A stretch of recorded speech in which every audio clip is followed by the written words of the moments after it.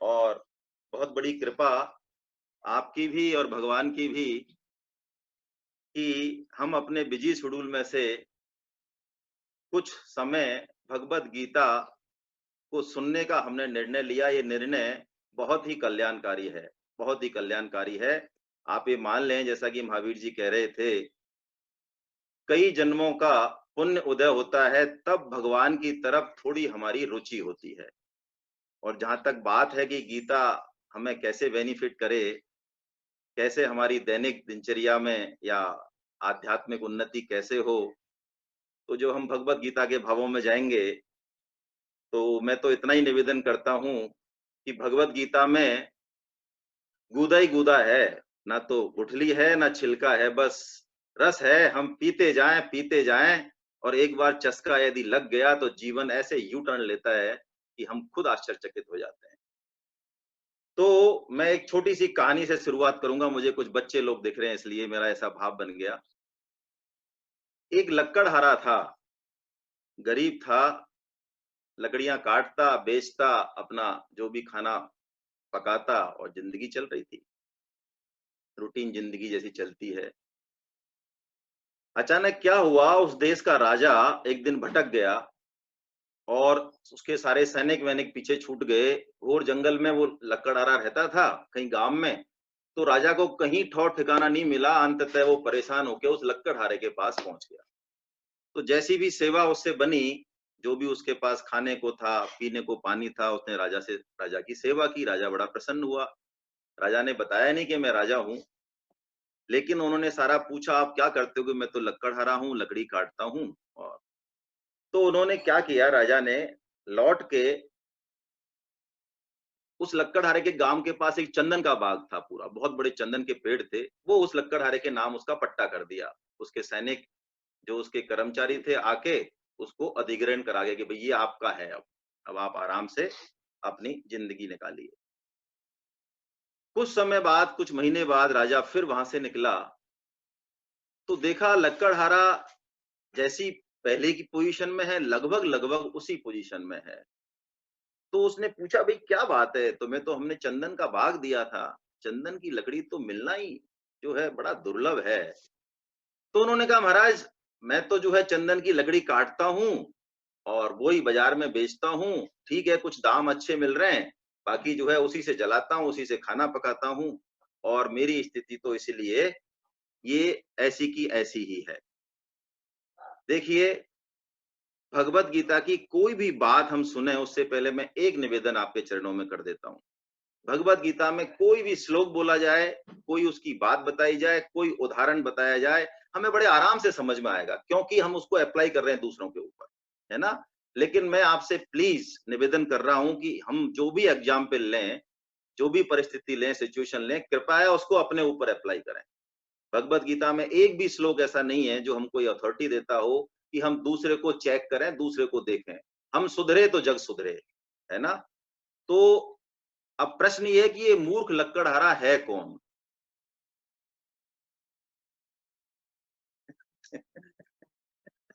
हम तो इतने मूर्ख अपने आप को मानने के लिए आसानी से तैयार होंगे नहीं। काफ़ी बड़े-बड़े पद हैं हमारे पास, बड़ी-बड़ी डिग्रियाँ हैं, काफ़ी पढ़ाई है हमारी, काफ़ी सारा इधर-उधर से हमने बटोर रखा है। तो कोई मूर्ख कहे तो हो सकता है हमारी त्योरियाँ चढ़ जाएँ। लेकिन आपने एक बात सुनी होगी सत्संग में, आज बड़ा मैं ये कह रहा हूँ कि ये प्रवचन नहीं होके यदि हार्ट टू हार्ट टॉक हो तो मज़ा आएगा थोड़ा-सा। एक बात हमने सुनी है सत्संगों में, प्रवचनों में, शास्त्रों में, मनुष्य जन्म बड़ा दुर्लभ है, इतना दुर्लभ है कि बस मत पूछो। जैसे कोई है ना यूएनओ की वीटो पावर हमको मिल गई हो, जैसे हम 5 देश हैं सुप्रीम पावर वाले, तो मैं आपसे सच-सच बोल रहा हूँ, ये मेरे सामने है ना, एक युवा जो हैं, मैं इन्हीं को अनम्यूट करूँगा, शांतनु गौड़ साहब। मुझे लगता है ये बड़े क्या सर आपको ऐसा लगता है कि मनुष्य जन्म बहुत ज़्यादा दुर्लभ है? शांतनु जी, मैंने आपको अनम्यूट किया है। आप अपने आप को अनम्यूट करें, मैंने तो कर दिया है। शांतनु गौड़। यस हाँ, सर, यस सर। सर बिल्कुल दिल से जवाब दीजिएगा, है ना? मनुष्य जन्म इतना दुर्लभ है, इतना गाया है शास्त्रों में, मैं अभी बताऊँगा थोड़ी देर में, लेकिन मैं आपसे पूछ रहा हूँ जस्ट ए क्वेश्चन कि क्या ऐसा लगता है कि ये शास्त्र जो इतना कह रहे हैं, गा रहे हैं, ऐसा कुछ है क्या स्पेशलिटी मनुष्य जन्म में? Sir sir, please. होना तो चाहिए, तभी तो हम लोग सबसे अलग हैं। सर लगता है कि आपको होना चाहिए, वो छोड़ें, अपने दिल से पूछे, मैं ना दिल हार्ट टू हार्ट बात करेंगे थोड़ी सी। हाँ जी सर। लगता है क्या? हाँ जी सर, लगता है। लग चलिए बहुत अच्छी बात है, लगता है। देखिए, यदि लगता होता हमको, तो हम मनुष्य जन्म के साथ वही ट्रीटमेंट करते जो कि करना चाहिए। यदि आप अपने घर में एंटर हो रहे हैं और वहां पे एक चैन पड़ी है जो 24 कैरेट गोल्ड है बिल्कुल, लेकिन थोड़ा सा धूल वूल लगी हुई है, और आपको ये पता लग जाए कि ये सोने की चैन है, तो क्या उसको वहीं छोड़ देंगे? या उसको जो प्रॉपर ट्रीटमेंट देना चाहिए वही देंगे?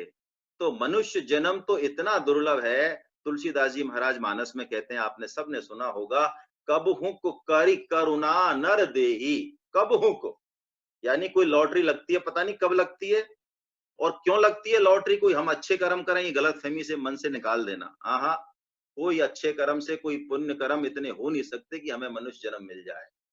तेत ईस बिनु हेतु सनेही, जैसे माँ की करुणा, माँ का प्यार इसलिए नहीं है कि बच्चा गोरा है, इसलिए है क्या?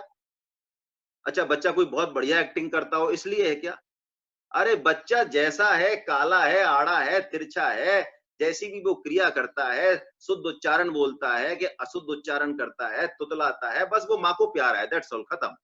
अहेतुकी, तो भगवान हमारे ऊपर अहेतुकी कृपा करते हैं, तब मनुष्य जन्म मिलता है, कारण नहीं है कोई उसका। आप सोचें कि मेरा सामर्थ्य कारण हो, नो, वो एक बहुत छोटा सा पार्ट है। तभी तो कहा है, बड़े भाग मानुष तन पावा और सुर दुर्लभ।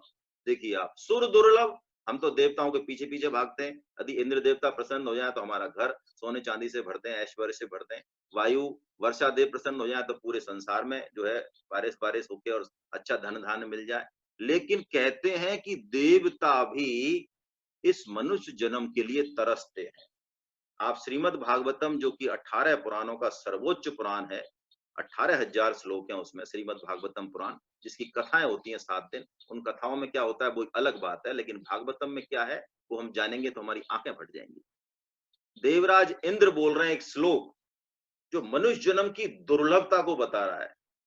अहो अमीषाम किम शोभनम, प्रसन्न ऐसाम सुदत स्वयं हरि, यैर जन्म लब्धम नृशुभार ताजरे, मुकुंद सेवो पयकम स्प्रहाहिना। वो कह रहे हैं क्या भगवान की कृपा का कोई बादल फट गया है? हैं? क्या बोल रहे हैं आप, बादल? हाँ, करुणा कृपा का ऐसा बादल फट गया, क्यों, क्या हो गया भैया ऐसा? अरे इनको, इन जीवों को मनुष्य जन्म दे दिया। हाँ तो मनुष्य जन्म दे दिया तो क्या, हमने तो फॉर्म नहीं भरा था, हमको तो पता नहीं है। जब बिना फॉर्म भरे कोई चीज मिल जाए तो उसकी वैल्यू कैसे पता चले? अरे मनुष्य जन्म ही नहीं दे दिया, इनको भारत वर्ष में दे दिया जन्म। अच्छा, ये और, अरे और भी है, कल युग में जन्म दे दिया। देखिए कितनी विलक्षण संयोग ये है। क्यों है ये विलक्षण संयोग, इस पे हम चर्चा करेंगे। लेकिन पहले तो हम ये मान लें कि वस्तुतः जो चीज हमें बिना मांगे मिल जाएगी, हमको पता ही नहीं उसके पीछे क्या प्रोसेस हुआ है, उसकी कदर हम लोग नहीं करेंगे, ये ह्यूमन नेचर है।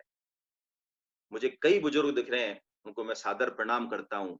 मैं उनसे पूछता हूँ, सर आज बहुत पावरफुल आप हो सकते हैं, इकोनॉमिकली बहुत रिच हो सकते हैं, लेकिन आज अपने बेटे को यदि आप 10 लाख की गाड़ी दिलाएं, उसका जो आनंद है, और आपको, आप याद कीजिए, बैक जाइए 50 60 70 साल पहले, आपको शायद जब साइकिल दिलाई हो घर वालों ने हमको, उस आनंद में और इस आनंद में कोई फर्क, बहुत फर्क। क्यों? हमें जो मिला वो हमें पता है कि कैसे मिला, कैसे मिला। और आजकल बच्चों को, जिसके घर में ऑडी खड़ी है, उसको आप कहो कि तेरे को मैंने मारुति दे दी, तू प्रसन्न हो, तो वो कहता है व्हाट आर यू जोकिंग पापा, क्या लेना देना है तुम्हारा? आप कहो कि यदि मैं घर में, तुम्हारे पूरी सुविधा है, टेबल है, कुर्सी है, लाइट है, एसी है, तुम अच्छे से पढ़ाई करो यार, तो कहेंगे यार क्या मतलब है, आप क्या, ये क्या बात कर रहे हो यार, टेबल कुर्सी और एसी का यार क्या पढ़ाई से क्या मतलब है, तुम्हारी क्या नॉनसेंस बातें करते हो आप। लेकिन मैं एक उदाहरण अपना देता हूँ आज, और आप उससे भी अच्छे उदाहरण दे सकते हैं, क्योंकि उम्र में और ज्ञान में हर तरीके से आप वयोवृद्ध हैं। मुझे खूब अच्छे से ध्यान है, जब मैं 5th क्लास में था, तब हमारे घर पे पहली बार टेबल और कुर्सी आई। मेरा एक दोस्त वो भी इंजीनियर है अभी, मुझे खूब ध्यान है, उसका वो एक्शन ध्यान है, मुझे याद आ जाता है। वो मुकेश मेरे घर पढ़ने आता था, तो उस दिन जब वो पढ़ने आया, हमारी इतनी अच्छी सिटिंग हुई, हम करीब 6 से 7 घंटे पढ़े, और जब जाने लगा वो मुकेश, मुझे आज भी वो सीन याद है मेरी आँखों के सामने। उसने वो टेबल ठोकी, कि यार, ये टेबल और कुर्सी यदि मेरे घर मुझे मिल जाए, तो मैं कॉलेज, स्कूल को टॉप करके दिखा दूँ। यही समस्या है सारी।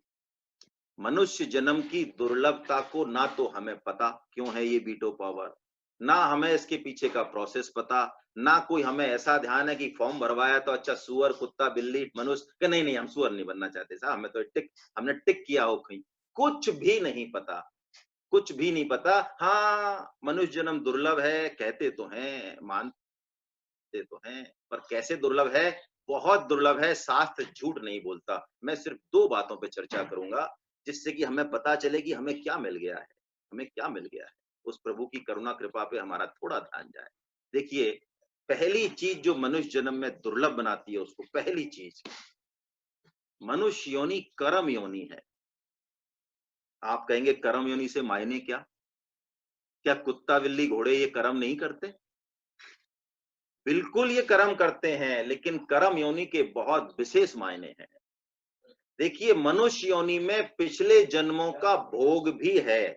हमने पिछले जन्मों में जो कर्म किए, उसका एक बहुत बड़ा हिस्सा हमारा पद, प्रतिष्ठा, सुख, धन, मान, ये हमको देता है, जिसको भाग्य बोलते हैं, प्रारब्ध कहते हैं। बहुत साइंटिफिक है, इस पे बिल्कुल कोई ये मत मान लेना। पुरुषार्थ का अपना रोल है और प्रारब्ध का अपना रोल है। ये बहुत बड़ा टॉपिक है गीता का, कभी लेंगे तो क्लियर होगा। तो मनुष्य जन्म में दोनों चीजें हैं, पुराने जन्म का फल भोग भी है, इसके बावजूद भी ये वीटो पावर है मनुष्य को, कि वो चाहे तो वो कर्म कर सकता है जो वो करने आया है, जो उसका हाईएस्ट टारगेट है, हाईएस्ट गोल है, उसको हिट कर सकता है।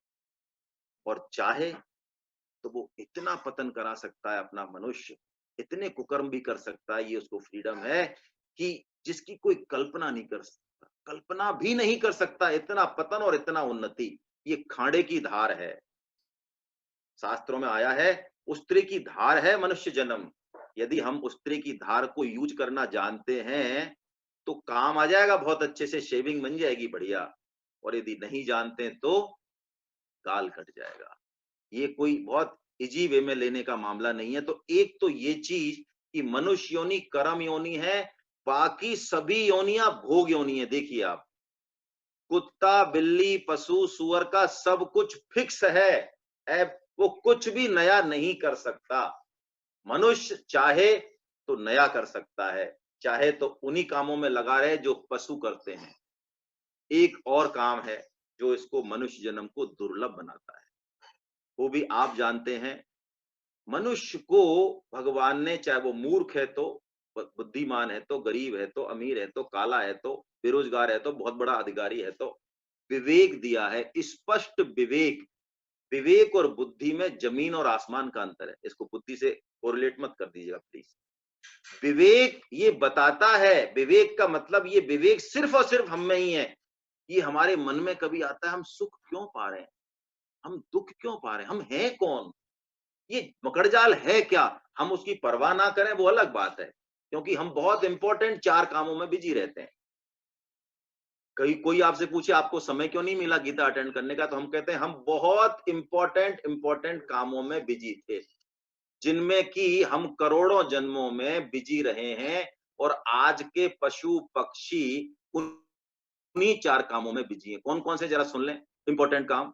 आहार, ये बहुत प्रिय काम है हमारा, है ना? ठीक है, कटलरी से खाएं, बड़े एटिकेट से खाएं, 56 व्यंजन बनाएं। तो आपको क्या लगता है, मैं बहुत कड़वे शब्दों में कह रहा हूं, सुअर क्या खाता है, विष्ठा। तो क्या लगता है, सुअर को जो विष्ठा खाने में आनंद आता होगा, वो हमारे 56 भोग से कम होगा या ज्यादा होगा? Simple question. भाई वो दौड़ता है उस विष्ठा के पीछे, तो नेचुरली है। अच्छा, दौड़ता है तो, और सुअर का जो स्तर है ना, वहां विवेक नहीं है, वहां सिर्फ छोटा मोटा विवेक है, विवेक नहीं बोलते हैं उसको, है ना? तो सूअर ऐन्द्रिक स्तर पे जीता है। सुनिए, बहुत गहरी बात है। कोई मानसिक स्तर पे जीता है, कोई आत्मिक स्तर पे जीता है। जितना हम नीचे जाते जाएंगे विषय भोगों से, पदार्थों से आनंद उतना बढ़ेगा। तो सूअर को उल्टा, ये साइंटिफिकली प्रूव्ड है, हमसे ज्यादा मजा आता है ना? अच्छा, हम इतना जो है प्रयास करते हैं आहार के लिए, तो सूअर भी वो आनंद ले रहा है, कोई बड़ी बात नहीं है। और हमारे आहार से तो हम कहते हैं शरीर पुष्ट होगा, लेकिन आप देखो सूअर इस मामले में, पशु पक्षी इस मामले में हमसे बहुत बेहतर है। आपने कभी किसी को कहा, कहते सुना पशु पक्षियों को, यार मेरे थोड़ा डायबिटीज की प्रॉब्लम हो रही है आजकल, है ना, खाने वाने पे ज्यादा ध्यान नहीं रखता हूँ। अच्छा, घुटने में भी दर्द हो रहा है और थोड़ा हार्ट और बीपी की भी प्रॉब्लम है। ये सारी बड़ी बड़ी इंटेलिजेंट बीमारियां ये हम इंटेलिजेंट लोगों को ही है। तो चलिए, आहार ठीक है, निद्रा बहुत अच्छा है, एसी में सोएं, 1 लाख के गद्दे पे सोएं, बहुत बढ़िया है, कोई फर्क नहीं पड़ता। लेकिन आप पक्का मानिए, जो आनंद का कंटेंट है ना, नींद ना देखे टूटी खाट। आप सोने के बाद यदि हमको किसी को ये पता रहता हो कि मैं 10 लाख के गद्दे पे सोया हूँ, या मैं फलाना सिंह हूँ, या मैं फलाना अधिकारी हूँ, या मैं ये हूँ, मैं स्त्री हूँ, पुरुष हूँ, कुछ नहीं, नथिंग, नथिंग। आहार, निद्रा है, सिक्योरिटी, घर में ये नौकरी, बिजनेस, दुनिया भर के हम अपना सिस्टम सिक्योर करते हैं अपने आप को। कैसे जो है हम और हमारे बच्चे और जो भी हैं वो सिक्योर रहें। हालाँकि वो संभव नहीं है, वो संभव नहीं है। हाँ, गीता तरीका बताएगी कैसे संभव है। और मैथुन, इस पे तो हम चर्चा ही ना करें। शायद बहुत लोगों को हम में से ऐसा लगता है, बताने की भी ज़रूरत नहीं, कि संसार में सबसे बड़ा सुख है तो वो यही है। तो यही सुख पशु भी लेते हैं और वो बेहतर तरीके से लेते हैं उल्टा, उन पे इतनी बंदिशें भी नहीं है। तो ये 4 काम यदि हम कर रहे हैं, सिर्फ 4 काम, ठीक है। एक छोटा-सा सर्किल हमने खींच रखा है, थोड़ा बड़ा होगा। पति-पत्नी और बच्चे हैं, छोटे सर्किल में इंटेलिजेंट लोगों के पहले बेवकूफ लोग हुआ करते थे। उनके 20-20, 25, 30-30, 40-40 लोग हुआ करते थे। अब हम लोग जो है बहुत छोटे हो गए। बिल्कुल खास-खास जो अपने-अपने हो वो अंदर आ जाओ बस, है ना? चलिए, आपका बड़ा भी होगा, लेकिन यदि सिर्फ 4 काम ही कर रहे हैं, तो हम में और पशुओं में कोई डिफरेंस नहीं है। क्यों मिला है ये मनुष्य जन्म? विवेक के मायने क्या हैं? देखिए, एक चीज हम बहुत अच्छे से समझें, ये मूल है, भगवत गीता स्टार्ट भी यहीं से होती है। आज हम भगवत गीता की बात बिल्कुल नहीं करेंगे, लेकिन विवेक का मतलब है जो चीज हमें समझ में आ रही है, अनुभव में आ रही है, उसको हम आदर दे रहे हैं या नहीं। बहुत सिंपल सा, देखिए, परम श्रद्धेय स्वामी रामसुखदास जी का मैं उदाहरण लेना चाहूंगा और मैं आपके चरणों में निवेदन करूंगा, मैं जो भी बोलूंगा मैं उनके बेस पे ही बोलूंगा, मैं अपने मन से कुछ नहीं बोलूंगा, मेरे को अथॉरिटी भी नहीं है ना? अथॉरिटी भी नहीं है। संत महात्मा जो भगवत प्राप्त हैं वो ही बताएंगे किसी श्लोक का भाव, तभी ठीक है। मैं अपने मन से व्याख्या करूंगा तो हम कहीं और निकल जाएंगे। स्वामी जी महाराज एक बहुत बढ़िया टेक्निक देते हैं। हम सब जन्मे तब कैसे थे? आजकल तो टेक्नोलॉजी है, फोटो भी है, वीडियोज भी हैं। तब जैसे थे, तब जैसा शरीर था, उसके बाद हम किशोर हुए, उसके बाद जवान हुए, उसके बाद बूढ़े हुए। क्या वो जितने भी शरीर थे तो हमारे ही? हम मानते हैं ना ये भी शरीर हमारा ही है। तो वो शरीर जो बदले हैं लगातार, पहले कैसा था, फिर कैसा था, फिर कैसा था, तो ये शरीर किस दिन बदले? आपने, मैं सिंपल सा प्रश्न पूछ रहा हूं, आपने अपने बचपन का शरीर कब छोड़ा? कोई महीना, कोई डेट, कोई ईयर? अच्छा, आपका ही था, फिर भी आप कह रहे हैं हमें नहीं पता। छोड़ तो दिया। अरे, बचपन का शरीर छोड़ तो दिया, मैं आपसे पूछ रहा हूं सर। हाँ, छोड़ दिया। अच्छा, कब चला गया ये पता नहीं। और जवानी का? वो भी छोड़ दिया। अरे, पूछा नहीं आपसे उसने कि मैं चला जाऊंगा साहब? तो विवेक के मायने क्या? देखिए, बहुत गहरी बात है, बहुत सूक्ष्म बात है, और ये बेसिक बात है अध्यात्म में घुसने के लिए। ये सारे शरीर लगातार बदल रहे हैं, परिवर्तित हो रहे हैं, और कोई है ऐसा जो इन परिवर्तनों का साक्षी है, जो नहीं बदल रहा है। जो नहीं बदल रहा है उसको ही बदलने वाले का पता चलेगा। तो जो नहीं बदल रहा है, जो इन सब का साक्षी है, बस हम वही हैं। शब्दों में हम नहीं उलझेंगे। हम आत्मा नाम दें, क्या दें, शब्दों में गीता बिल्कुल नहीं उलझती है। हम बदलने वाले नहीं हैं, हम बदलने वाले का एक्सपीरियंस करने वाले हैं। पहला मतलब विवेक का ये है। सत और असत इसको गीता में बोला है। दूसरा, हम देखें, हम कितने ही भोग भोग लें, आपका जितना भी बड़े से बड़ा भौतिक सुख है, क्या भोगने के बाद तृप्ति होती है? क्षणिक तृप्ति होती है। फिर चालू, बड़े से बड़ा सुख आपका भोजन में है तो, काम सुख है तो बताने की जरूरत नहीं है। लेकिन अल्टीमेटली उन सुखों से, अभी तो ये हमें 40-50 साल का ध्यान है, अब पिछले करोड़ों जन्मों का हिसाब तो पता ही नहीं है। तो अल्टीमेटली उन सुखों से हमारी तृप्ति हो नहीं रही। क्यों नहीं हो रही? शायद हलवा तो हमने बना लिया खाने के लिए, लेकिन क्या है, उसको मुंह के रास्ते नहीं ले जाके और पेट से बांध दिया है। ऐसा लग रहा है पेट पे बंधा बंधा पेट तृप्त हो जाएगा। शायद हम गलत जगह सुख ढूंढ रहे हैं, या जहाँ सुख है ही नहीं, हमें प्रतीत हो रहा है कि यहाँ सुख है। जैसे कुत्ता हड्डी चबाता है, सूखी हड्डी, शास्त्र उदाहरण देते हैं ये। तो कुत्ते को अपना ही वो सूखी हड्डी उसके मसूड़ों को छील देती है, तो उसका ब्लड आ जाता है उसमें। कुत्ते को ऐसा लगता है कि हड्डी बड़ी स्वादिष्ट है, हड्डी में बड़ा आनंद आ रहा है। देखिए, मैंने फिर आपसे निवेदन कराऊंगा, माफी चाहता हूं, कोई भी उदाहरण अपने ऊपर घटाना है, दूसरे के ऊपर नहीं घटाना है। तो जिन संसार के सुखों में हमें सुख की प्रतीति हो रही है, क्या उनसे हमारी तृप्ति हो गई? इसका मतलब हमें कुछ और चाहिए, कुछ और चाहिए हमें, ये मतलब है हमारा। और दूसरी बात, अब हम इसके लिए ये देखें कि देखिए, जिंदगी में यदि प्रतिकूल परिस्थिति आती है बहुत बड़ी, तो हमारा ये जो जो मोह है ना, जो ये अज्ञान है, ये कुछ हद तक दूर होता है। सत्संग से दूर नहीं होता है, संतों के कहने से भी दूर नहीं होता, क्योंकि थोड़े से हम काफी इंटेलिजेंट टाइप के लोग होते हैं। मूर्ख लोग तो मान लेते हैं उनकी बात, शास्त्रों की बात, लेकिन जो पढ़े लिखे होते हैं हमारे जैसे, वो जल्दी से नहीं मानते हैं। वो कब मानते हैं? जब भगवान ऐसा कोई दुख भेजते हैं जीवन में, बहुत कोई स्वजन की मृत्यु हो गई, बहुत बड़ा आर्थिक नुकसान हो गया, तब वो वैराग्य, वो जिज्ञासा थोड़ी हृदय में प्रकट होती है। और शास्त्र तो कहता है, वस्तुतः वही आपका जन्मदिन है। ये फर्जी जन्मदिन तो छोड़े मनाना।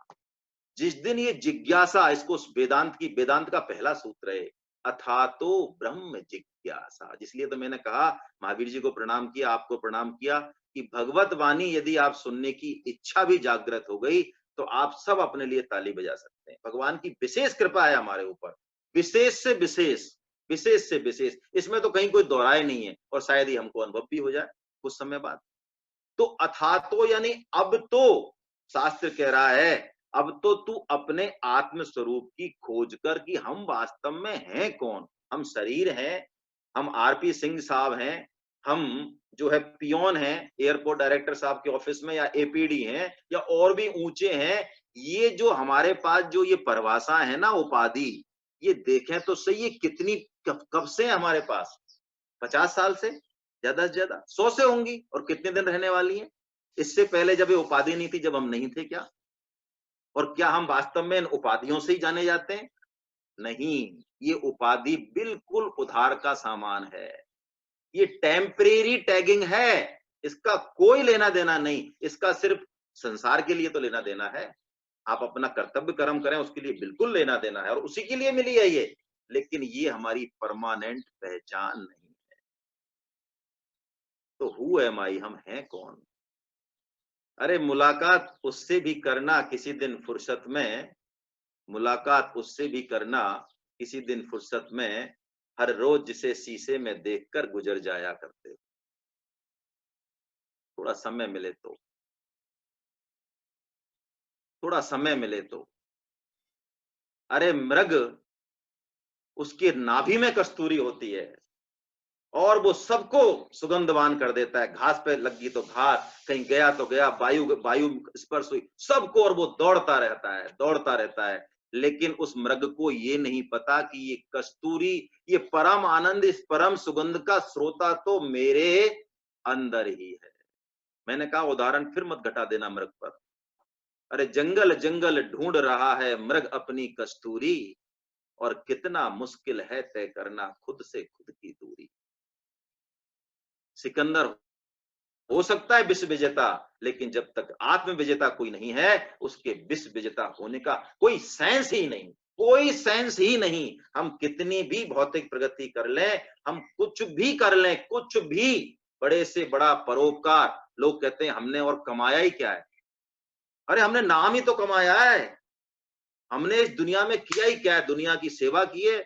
और ऐसा अहंकार अंदर से, हमारा नाम आपने पूछा होगा, चौराहे पे सब जानते हैं, तो मैं आपसे एक सिंपल सा प्रश्न पूछता हूँ सर, बुरा मत मानिएगा। आपको लगता है, हमको लगता है कि हम इतने बड़े परोपकारी और धर्मात्मा, पुण्यात्मा की दुनिया हमको याद रखेगी? मैं सिंपल सा एक प्रश्न पूछता हूँ आपसे। कृपया अपनी 5वीं पीढ़ी का नाम बता दें आप। एनीबॉडी? हाथ खड़ा कर दे कोई। 5वीं पीढ़ी का नाम, चलो 5वीं का आप बता दोगे सपोज, तो मैं 7वीं का पूछूंगा। अब मैं आपसे पूछता हूं, वो 7वीं पीढ़ी वाले कुछ हैं हमारे या नहीं है, ऐसी फोकटियां हैं? अरे कुछ लगते हैं हमारे, उनसे कोई हमारा कनेक्शन है, तो उनका नाम हमको याद रखने की फुर्सत है, तो हमारा नाम लोग याद रखेंगे हजारों साल तक, है ना? हम जिनसे जन्म हुआ हमारा, जिनसे हमारी श्रृंखला है, जो ओरिजिन है हमारे, हमको उनका नाम नहीं पता। चौथी पीढ़ी का भी नहीं पता, शायद 5वीं का भी नहीं पता। तो दुनिया में हमने कमाया क्या है? नाम ही कमाया है ना? ये उद्देश्य नहीं है। देखिए, भगवत गीता हमको मनुष्य जीवन का उद्देश्य बताती है। और जिस दिन स्पीड, बहुत अच्छी बात है, सारे ग्रंथ, सारे सत्संग आपको स्पीड की बात करेंगे और आप स्पीड में ही, हम लोग लट्टू होते रहते हैं। लेकिन देखिए, स्पीड अपनी जगह ठीक है, लेकिन स्पीड से भी ज्यादा जरूरी है डायरेक्शन। यदि डायरेक्शन गलत हो गई, सारी स्पीड खत्म। क्या लेना देना है? उल्टा हो सकता है हम अपने लक्ष्य से दूर जा रहे हो कहीं, हम समझ रहे हैं हम बहुत बड़ी भौतिक प्रगति कर रहे हैं, लेकिन पता चले हम तो बहुत, अरे ये भौतिक प्रगति कुछ नहीं है। ये इसलिए नहीं आए हम, ये आहार निद्रा भय मोचन या नाम के लिए हम नहीं आए। ये शानो शौकत, ये आलम सदा किसी के नहीं। ये शानो शौकत, ये आलम सदा किसी के नहीं। अरे चिराग सबके बुझेंगे, हवा किसी की नहीं। लेकिन ये बात यदि हम समय रहते समझ जाएं, तो हम मान लें हम में विवेक है, अदरवाइज हम में विवेक नहीं है। देखिए, हम अपने आप को शरीर माने, मैं निवेदन करूं, शरीर कितना विलक्षण है। अरे ब्लड का कंपोजिशन पता है ना हमको, साइंस को पता है ना, इतना पानी है, इतना प्लाज्मा है, इतना हीमोग्लोबिन है, ब्लड बना पाए हम? अरे एक बाल से, कहते हैं एक बाल के डीएनए से पूरे शरीर का ऐसा विलक्षण शरीर में, ऐसा माइंड, ऐसा हार्ट, ऐसी विलक्षण विलक्षण चीजें जिनके बारे में हम जान पाए थोड़ा बहुत तो ही बहुत है, उनका बारे में पूरा अभी हम नहीं जानते। वो शरीर किसी ने तो बनाया हुआ, मैंने और आपने तो नहीं बनाया, इतना तो मान लें। वो बनाया, उसको छोड़ें एक बार, तो इतना तो पहले मन में ठान लें कि कम से कम भैया हमने नहीं बनाया, हम नहीं है इसके कर्ता। तो अपने आप तो आया नहीं, किसी ने तो बनाया होगा। देखिए, प्रकृति कितनी विलक्षण है, शरीर कितना विलक्षण है। एक बार एक संत, एक अरब द्वीप में जहाँ पानी की बड़ी समस्या रहती है, उसके ओनर ने उनको बुलाया। वो वहां गए, 800-900 मीटर लंबी फैक्ट्री थी वो। समुद्र में होते हैं द्वीप, समुद्र के पानी को इनटेक कर रही है कई तरीके से, जो बाष्पीकरण, ये वो दुनिया भर का प्रोसेस, केमिकल, ये मिला मिलू के 800-900 मीटर बाद पानी का आउटलेट है। तो उन्होंने पूछा, बस महाराज काम चल जाता है, मीठा नहीं है पानी, लेकिन हम मरेंगे नहीं, बस इतना जुगाड़ है। वो फैक्ट्री से बाहर निकलते हैं, समुद्र किनारे उनको एक जो है वो पेड़ दिखता है, किसका? नारियल का पेड़ दिखता है। तो वो पूछते हैं उससे, मालिक से, अच्छा इस नारियल में कैसा पानी है? कि महाराज इसका पानी बड़ा मीठा है, बहुत मीठा है, हम लोग पीते हैं इसका पानी।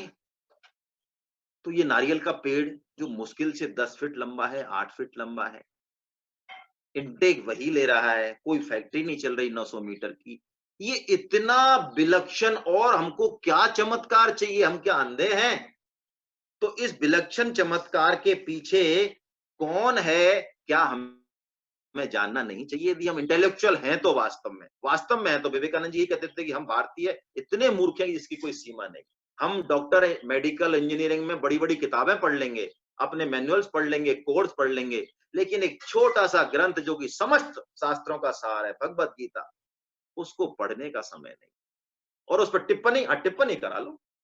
हमने फ्रंट पेज नहीं देखा चाहे भगवत गीता का, टिप्पणी हमसे करा लो। भगवत गीता, अरे उसमें तो क्या है, कर्म किए जा और फल की इच्छा मत कर, बस यही तो है भगवत गीता। आपने पूरी समझ रखी है, तुरंत समझ ली। रिक्शे वाले ने बताया, पान वाले ने बताया, किसने बताया, ये ज्ञान आपको ये भी नहीं पता है, ये भी नहीं बताएंगे, हमको पता है सारा। तो भगवत गीता तो 2 सेकंड में समझ आ गई। और जिस बिजनेस में लगे हुए हैं, जिस काम सुख में लगे हुए हैं, जिस भोग सुख में लगे हुए हैं 50 सालों से, वो शायद अभी समझ में नहीं आया, वो दुकान अभी समझ में नहीं आई, वो अभी करनी है। तो देखिए उसको जानना बहुत जरूरी है। आज हमारी उंगली इंपॉर्टेंट है ना, अंगूठा इंपॉर्टेंट है ना, ये बाल भी इंपॉर्टेंट है ना। प्रिमीजन जो है बालों की बड़ी बड़ाई करते हैं, लेकिन यही बाल यदि अलग हो जाए और सब्जी में आ जाए तो लड़ाई हो जाती है तुरंत। अभी तो बालों की बहुत प्रशंसा हो रही थी, शेरो शायरी हो रही थी। अभी कहते हैं तुम्हें लखन नहीं है कि ये क्या कचरा परोस दिया हमारे आगे। अरे तो ये तो वही तो बाल है जिसके लिए आप जो है मरे जा रहे थे महाराज। अरे ये तो क्या है, इस बाल जो है इतना बढ़िया तो क्यों था और इतना घटिया क्यों हो गया? सोचें आप एक मिनट को। ये उंगली अभी तो आपको इतना प्रेम है कि इसको आप हर तरीके से मेंटेन करते हैं, और ये उंगली काट के और आपके सामने थाली में दे दी जाए किसी के जो आपको प्रेम करता है, हटाओ इसको, ये क्या बीमारी है? मतलब क्या है इस चीज का? इस सिस्टम को समझें हम। बहुत गहरी बात। देखिए यदि हम जड़ से नहीं जुड़े, हम मूल से नहीं जुड़े, तो कुछ नहीं होगा लाइफ में। कितनी भी भौतिक प्रगति, कितना भी उन्नति हमें सुख शांति नहीं दे सकती, नहीं दे सकती, ये पक्का है। आपके दिमाग में चाहे बैठे चाहे ना बैठे। और मैं तो कहता हूं बिना जड़ को जाने, बिना मूल को जाने यदि हम प्रगति भी करते हैं तो अंततः विनाश होगा।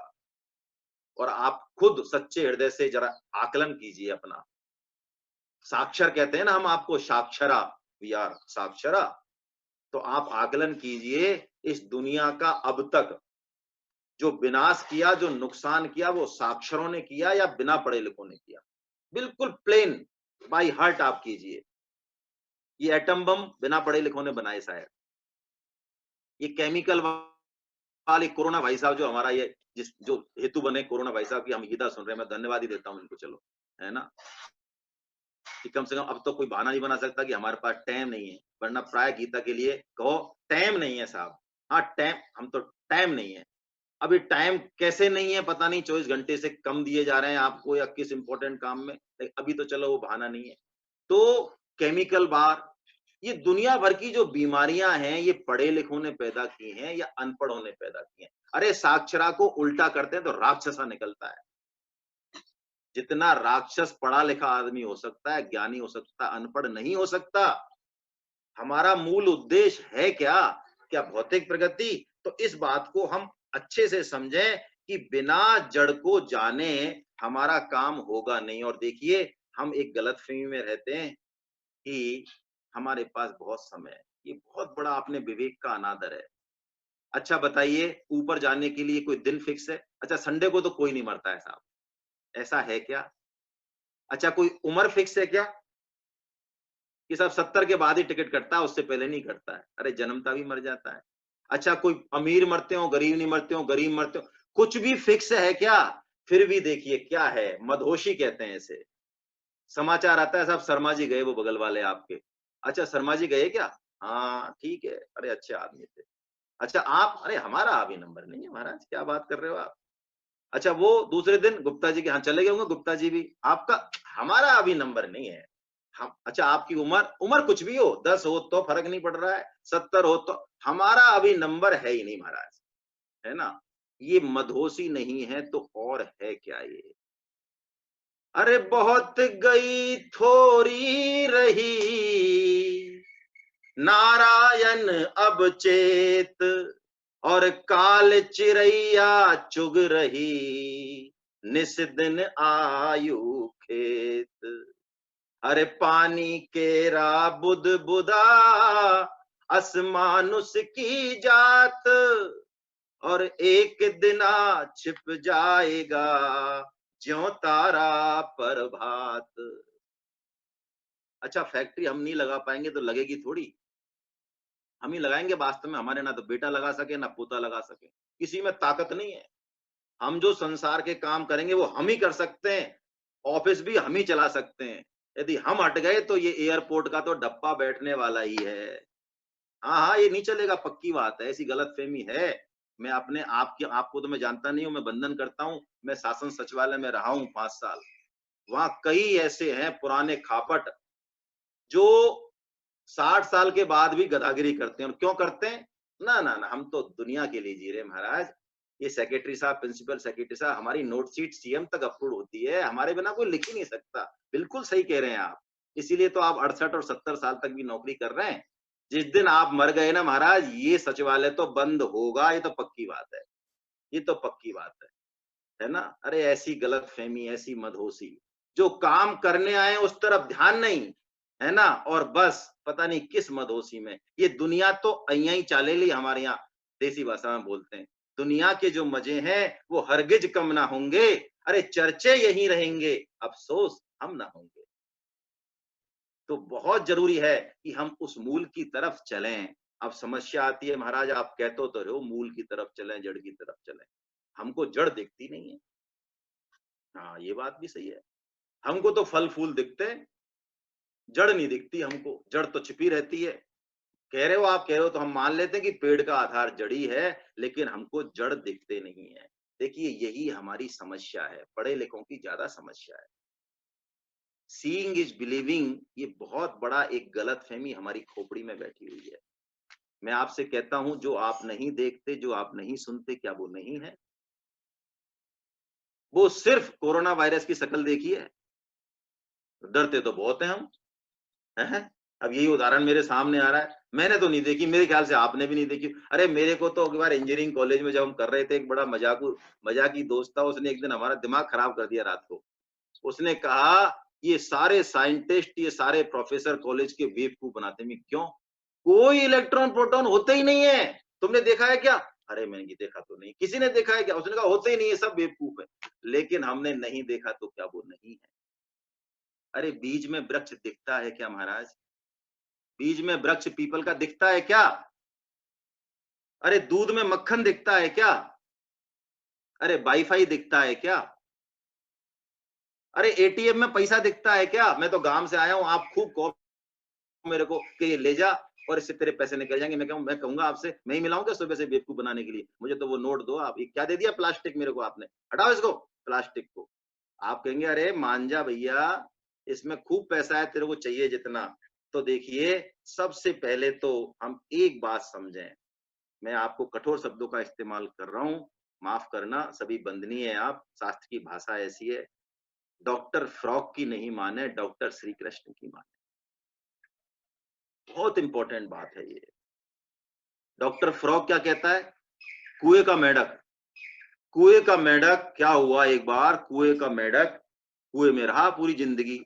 एक दिन बाढ़ आई तो समुद्र का कोई मेंढक या जंतु उसके पास आ गया, फिर वो बाढ़ चली गई।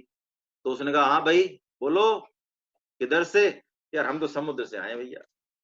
अच्छा, अच्छा ये समुद्र कैसा होता है? अरे बहुत बड़ा होता है यार, बहुत बड़ा होता है। अच्छा कितना बड़ा? उसने कूद के बताया कुएं में ही। इसने इतना बड़ा? अरे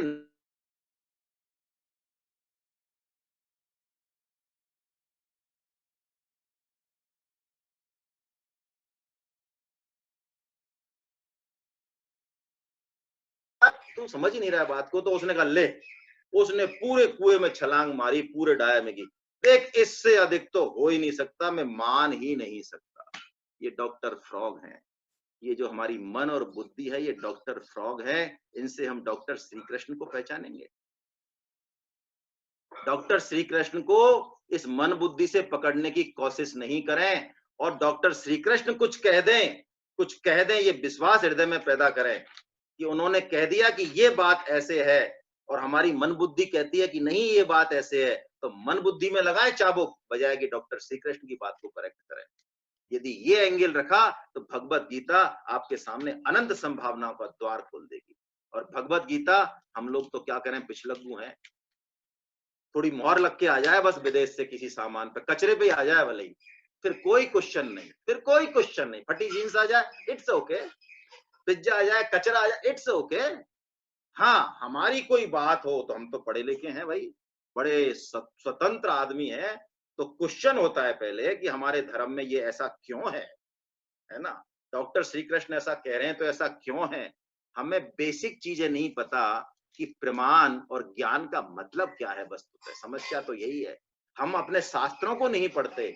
अरे हमारे यहाँ जो ज्ञान है, जो शास्त्रों में जो बातें लिखी हैं, हमारे पास उनके लिए समय नहीं है, उनमें श्रद्धा नहीं है। यदि भगवत गीता की हम शरण हो, कैसे भी मैं कह रहा हूं, कैसे भी भगवत गीता कृपा के बादल बरसा देती है।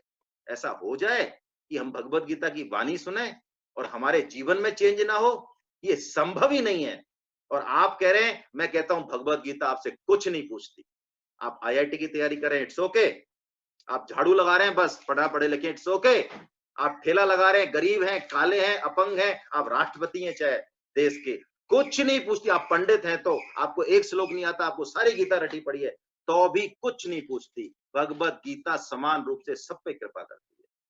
अरे ये जीवन जीने की कला सिखाती है, ये आपसी रिश्ते में सद्भाव लाती है, ये जीवन को दिशा देगी। ये क्या क्या देगी ये कहना संभव नहीं है। मैं क्या कहूं? अभी आपको ऐसा लगेगा, मैं तो ये कहूं कि आपसे मैं पूछूं, गुड़ का स्वाद बता सकते हो क्या?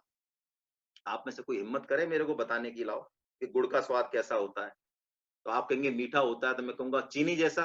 नहीं नहीं नहीं नहीं नहीं, चीनी जैसा नहीं। अच्छा सैक्रीन जैसा?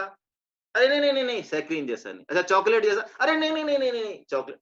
सुबह से शाम हो जाएगी, फिर आप कहोगे महाराज ये गुड़ लो खुद खाओ। अरे मेलोडी खाओ और खुद जान जाओ, हमारे पीछे क्यों पड़ रहे हो आप? अरे जब गुड़ का स्वाद हम नहीं बता सकते तो गीता के फायदे हम गिनाएंगे?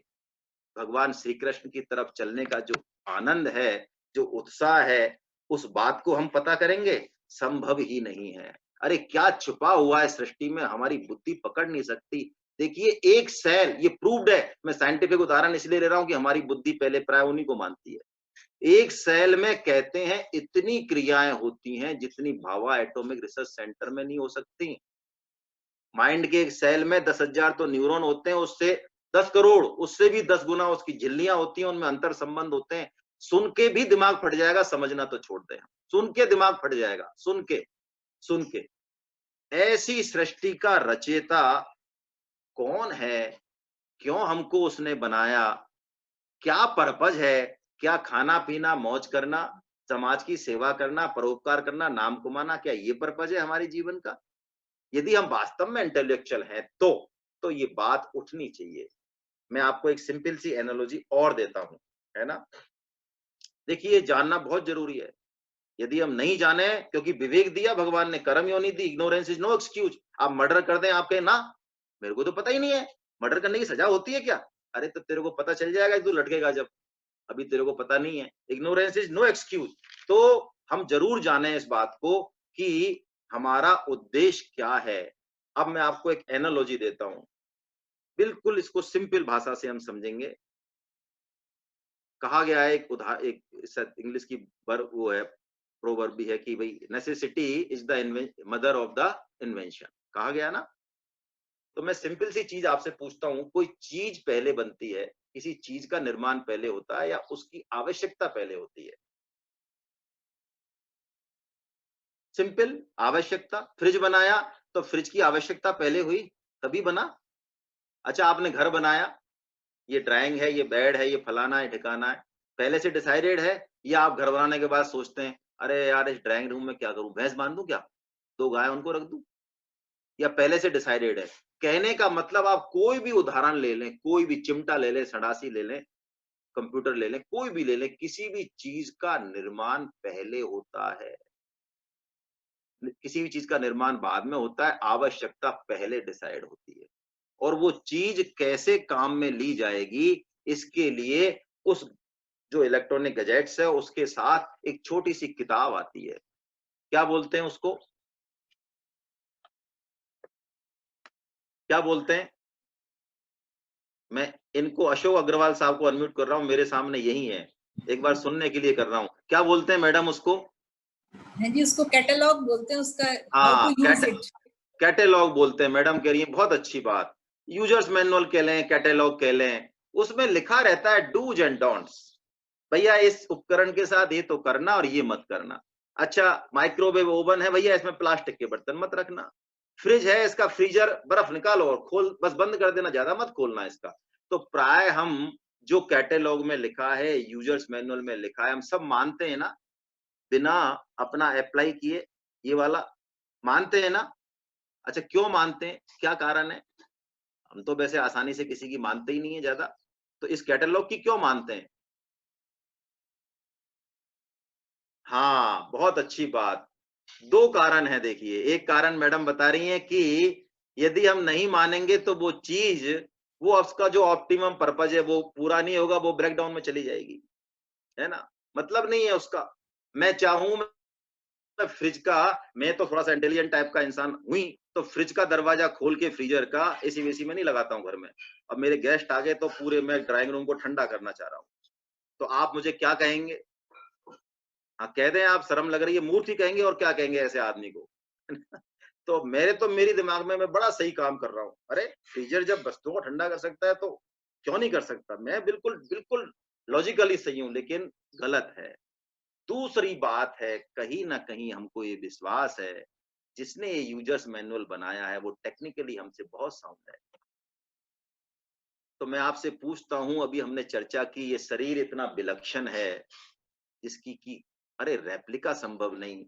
इसके मेरे मेरे ब्रदर कई डॉक्टर है, वो कहते हैं भैया सब कुछ नहीं, अभी माइंड को हम लोग खोल ही नहीं पाए। अंदर क्या भरा हुआ है हम कुछ नहीं, बस कर देते हैं कुछ भी छोटा-मोटा।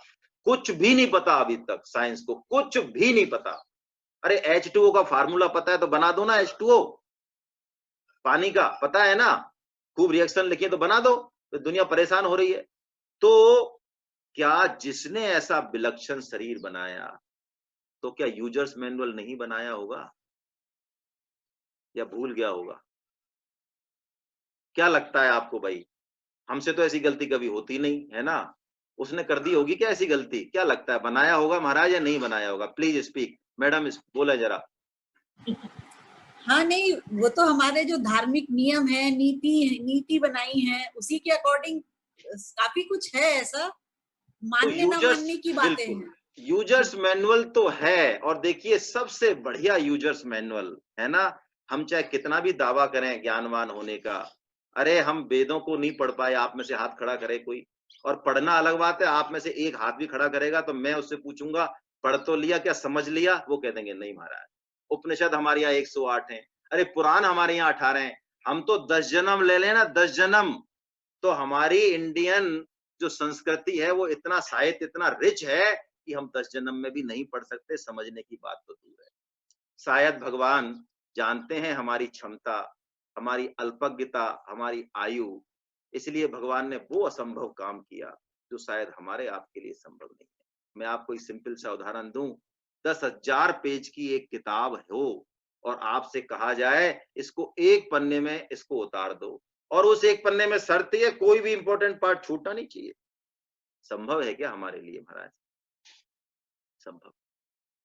भगवान श्री कृष्ण यही विलक्षण काम, ये असंभव काम समस्त शास्त्रों को भगवत गीता में प्रकट कर देते हैं।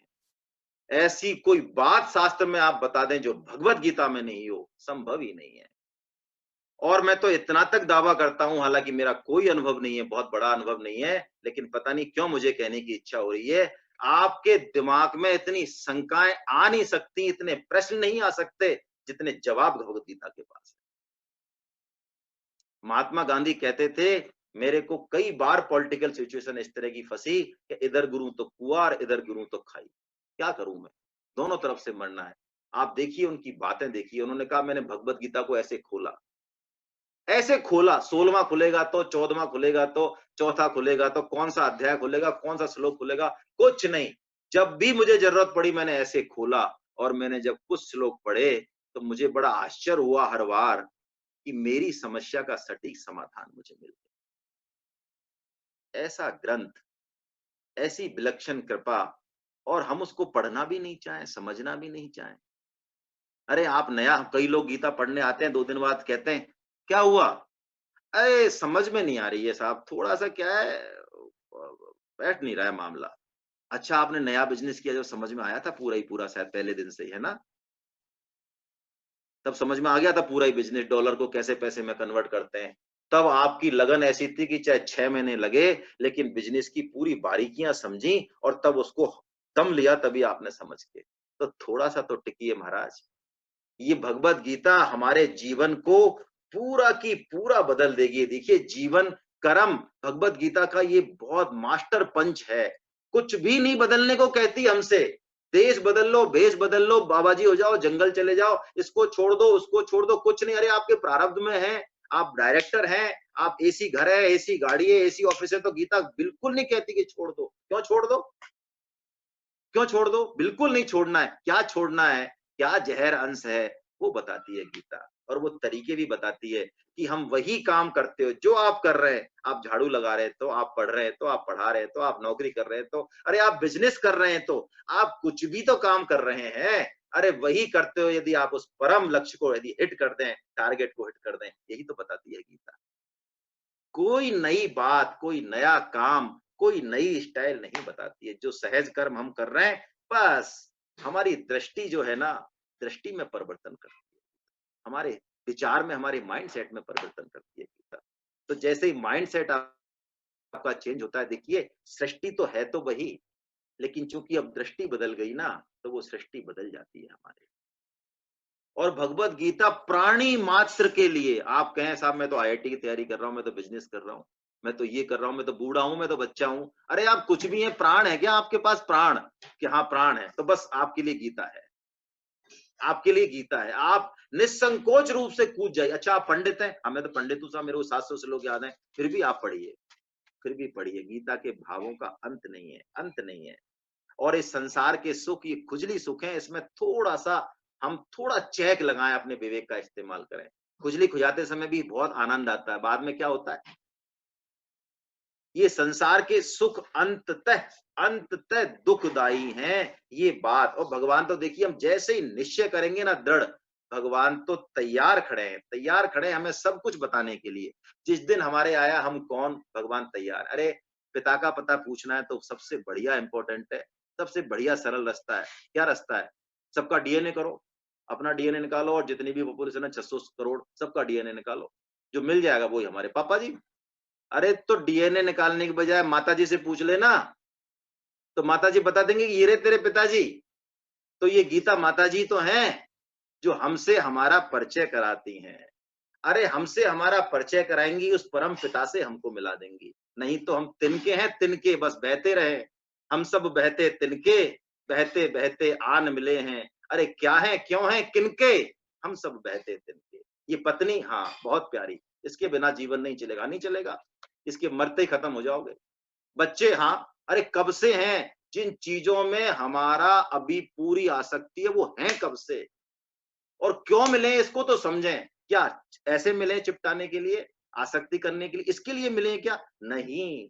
कोई भी पद, प्रतिष्ठा, धन, मान, सम्मान, जो कुछ मिला है हमको, ये बहुत साइंटिफिक सिस्टम है, वो सब एक यज्ञ के लिए मिला, एक सिस्टम है उसमें। हम पति पत्नी भी बने, बेटे भी बने, तो कोई सिस्टम है, कोई ऋण अनुबंध है। गीता खोलेगी उस बात को, उसको पढ़े बिना, उसको समझे बिना, और बस अपनी बुद्धि से यदि हम निर्णय लेते जाए तो काम नहीं चलेगा। देखिए यही संसार फंसाने वाला है, लेकिन यही संसार भगवत गीता की दृष्टि यदि हम ले लें तो यही संसार सीढ़ी बन जाएगा। जहर से मरते हैं ना, लेकिन उसी जहर से कुशल वैद्य जो है दवाई भी बना लेता है, आपका इलाज हो जाता है उससे। अरे गीता जैक ऑफ ऑल है, मास्टर चाबी है महाराज। मैं आप में से कई विद्वत जन है तो उनके चरणों में निवेदन करता हूं, यदि आपने कोई उपनिषद पढ़ा है, कोई ग्रंथ पढ़ा है, तो मेरी कृपया विनती मान लें। आप तो हूं तो आपका बच्चा, आपने उस ग्रंथ को पढ़ लिया, बहुत अच्छी बात। अब आप गीता पढ़ने के बाद फिर उस ग्रंथ को पढ़ना, यदि वो ग्रंथ अपने आप को खोल के नहीं रख दे आपके साथ। जमीन और आसमान का फर्क। गीता की ऐसी मास्टर चाबी है, आप जहां लगाना चाहें वहां लग जाएगी। लेकिन देखिए सबसे इंपॉर्टेंट बात वही, भगवान श्री कृष्ण को अपना सारथी बना लें। मन बुद्धि पे ज्यादा भरोसा नहीं करें। मन बुद्धि से भी कोई बहुत ऊंची चीज है हमारे पास, हमको चाहे दिखे नहीं। भगवान श्री कृष्ण को सारथी बना लें, फिर जो है थोड़ा इधर उधर भी जाएंगे, गड्ढे गुड्डों में, गलत जगह भी, तो भी भगवान कृपा पूर्वक हमको राइट ट्रैक पे ले आएंगे, है ना। भगवान श्री कृष्ण को सारथी बनाना बहुत जरूरी है। और एक चीज, लगातार सत्संग करना बहुत जरूरी है। क्यों? करोड़ों जन्मों का मुलम्मा छपा हुआ है हमारे चित्त पर, हमारी बुद्धि पर। आप सोचें, एक बार सुन ली, कई लोग गीता को 5-5 साल पढ़ते हैं, तो हमारे जैसे लोग सोचते हैं थोड़ी बुद्धि कमजोर लग रही है इसकी, अभी इसके क्या कम समझ में आता है। हमने तो क्या है, बिल्कुल जूस निकाल दिया भगवत गीता का, 1 महीने में हमने तो जूस निकाल लिया। क्या है उसमें, बार बार क्या है, ये तो 5 साल हो गए इनको तो। अरे महाराज, बहुत जरूरी है कि हम भगवत गीता चाहे समझ में आए चाहे नहीं आए, हम लगातार श्रवण करें। लगातार गरुड़ जी, आप सब हम भगवत प्रेमी हैं, वैष्णव जन हैं, गरुड़ जी भगवान को खोलने गए, उनके नागपाश से आपने अभी रामायण में लीला देखी होगी, तो गरुड़ जी को भी हमारी तरह गलतफहमी हो गई। अरे! हम नहीं होते, हाँ, हम नहीं होते, हाँ, तो ये बच्चे और ये पत्नी और ये पति और ये ऑफिस हम नहीं होते, तो गरुड़ जी ने सोचा तो ये भगवान जी क्या करते? तो उनको मोह हो गया, मोह नहीं महामोह हो गया उनको। तो भगवान वो ब्रह्मा जी के पास गए, ब्रह्मा जी ने मना कर दिया, भैया आईसीयू का केस है, मेरे पास इलाज नहीं है, मेरे पास तो इंजेक्शन है, बस छोटे-मोटे ड्रिप वगैरह है। तो शंकर जी के पास गए, तो शंकर जी ने भी कहा भैया मेरे पास भी इलाज नहीं है, लेकिन मैं तेरे को आईसीयू का पता बता देता हूँ, वहाँ चला जा, वहाँ तेरा ऑपरेशन हो जाएगा। क्योंकि तेरे को मोह नहीं है, महामोह। महामोह उपजा खग तोरे, हैं? तो काकभूषण जी के पास भेजा, जहाँ लगातार कथा चलती है, सत्संग चलता है, और उन्होंने कहा भगवान शंकर ने, जब बहुकाल करी है सत्संगा और तबहि होए सब संशय भंगा। बस थोड़ा-सा तो हम निश्चय करें। मैं तो कहता हूँ आप सबके चरणों में प्रणाम। आप सब जो है इतनी बड़ी संख्या में सुनने के लिए आए हैं, भगवान के विशेष प्रिय हैं। महावीर जी को तो विशेष मेरा प्रणाम है। मैंने महावीर जी से एक बात बहुत अच्छे से सीखी है, हालाँकि महावीर जी के सीनियर भी हैं यहाँ पे, लेकिन फिर भी मैं कहूँगा उनके लिए, मेरा मन हो रहा है कि महावीर जी से मिलके कोई ये पता नहीं लगा सकता कि ये इतनी बड़ी पोस्ट पे होंगे। ये गीता प्रचार के लिए जिस हद तक उतरते हैं नीचे, जिस हद तक ये फॉलो करते हैं, मैं कह रहा हूँ, मैं हृदय से इनको बारंबार प्रणाम करता हूँ, बारंबार। और देखिए भगवान कराते हैं। महावीर जी एक दीपक, यहाँ से जब जयपुर से गए तो बड़ा हम बिलखे आपस में रोए। इन्होंने कहा भई कि सर मेरा तो ये सारा छूट गया सिस्टम, सत्संग छूट गया, कहाँ लखनऊ में मुझे पटक दिया गया है। लेकिन चलो भगवान की कृपा है, गीता पे विश्वास है, भगवान कुछ कराना चाह रहे होंगे। 2 महीने के हम काम तो बहुत अच्छे-अच्छे करें, बहुत अच्छी बात है। ऑफिस में भी बढ़िया करें, देश के लिए करें। लेकिन अभय दान सबसे बड़ा दान है। हम अपने बच्चों को यदि ये नहीं दें तो हम माता-पिता कहलाने लायक नहीं है। मैं अपने मन से नहीं कह रहा हूँ, ये भागवतम का श्लोक है। ये शास्त्र की वाणी है। महावीर जी ने 3 महीने में ऐसी ग्रांड जो है सेमिनार कराई। वहाँ पे 3 दिन तक भगवत गीता का वर्षा होती रही वहाँ। भगवत गीता ही खाई, भगवत गीता ही पी, भगवत गीता ही सोई, भगवत गीता ही सुनी, भगवत गीता का चिंतन, ऐसा विलक्षण भाव। और उसके बाद आज भगवत गीता की क्लासेस चल रही हैं लखनऊ में। देखिए, भगवत गीता को डेली सुनने के लिए सत्संग, सत्संग, सत्संग तो आजकल पता नहीं क्या हो गए, लेकिन भगवत गीता के अनुसार मैं कह रहा हूँ, सत का संग है। सत का संग करने के लिए कुछ ऑप्शन है हमारे पास। लखनऊ में यदि आप हैं तो बहुत ही भाग्यशाली हैं। लखनऊ में तो काफ़ी क्लास चल रही हैं, और यदि आप निश्चय करते हैं, निश्चय कर लीजिएगा प्लीज़, है ना? ये गीता रूपी जब तक डोम आपके सिर पे है तब तक निश्चय कर लीजिएगा, मेरा आपके चरणों में निवेदन है। यदि आपने निश्चय को कल या परसों पे डाला, तो आप जो है, हाँ, वो थोड़ा जो हमारे पास जो इंटेलिजेंट नाम की बुद्धि है, वो आपको कहीं और पहुँचा देगी, है ना? तो निश्चय कर लीजिए कि हमको फॉर्म भर के और महावीर जी को आगे से कहना है। हालाँकि महावीर जी कहेंगे आपसे, मैं इनकी ड्यूटी बनती है ना? ये क्यों कहेंगे कि इनको रॉयल्टी कमीशन आता है। हाँ, बिना कमीशन के थोड़ी काम करते हैं ये। इनको बहुत बड़ी रॉयल्टी आती है, मैं पोल खोल दूँगा इनकी आज, है ना? तो ये तो आपके पीछे पड़ेंगे, घर-घर भी जाएँगे, लेकिन फिर भी मेरा आपके चरणों में निवेदन है, आप खुद इनको फ़ोन करें और कहें हम इस एरिया में रहते हैं, हम गीता क्लास चाहते हैं। 10, 20, 30 लोग इकट्ठे हो जाएँगे, वहाँ क्लास चालू हो जाएगी भगवत गीता की। श्लोक दर श्लोक अध्ययन करेंगे। और एक-एक श्लोक का जो भाव है, भगवान श्री कृष्ण ने जिस तरह से कहा फेस टू फेस, उसका देखिए मजा बहुत अलग है, बहुत अलग है। और अभी कोरोना चल रहा है, चलिए वो क्लास हम अभी पोस्टपोन करते हैं, नहीं हो पाए, फॉर्म तो भर लेंगे, निश्चय कर लेंगे। तो जूम पे 2 दिन बाद, 1 दिन बाद आपका जैसा भी निश्चय होगा, लेकिन अपना डिटर्मिनेशन दें महावीर जी को कि हाँ भाई, हम रोजाना या 7 दिन में 1 दिन या 2 दिन, जो भी कंफर्ट जो बनता है, हमारी कन्वीनियंस बनती है, उसके हिसाब से हम तैयार हैं। पहला काम। दूसरा काम, खुद तैयार हों बहुत अच्छी बात है। लेकिन यदि 2, 4, 5 आदमी हमारी सुनते हों, जैसे हमको ऐसी गलतफ़हमी हो कि हमारे अपने हैं, ऐसी होती है हमको गलतफ़हमी, तो उन अपनों को भी थोड़ा-सा कन्विंस करें कि भैया देखो भगवत गीता सुनो, इसके बिना कुछ नहीं है, बाकी सारे काम करो। यदि आपने उनको कन्विंस कर दिया और वो आ गए, आना नहीं आना भगवान के हाथ में, जोर पूरा लगाएं, लेकिन तो जैसे ही वो आएंगे तो उनकी रॉयल्टी आपके खाते में ट्रांसफर होगी। और देखिए मैं आपको एक चीज बता दूं, भगवत गीता बुद्धि से समझ में नहीं आएगी, ये बात आप 4-5 क्लास के बाद ही जान जाएंगे।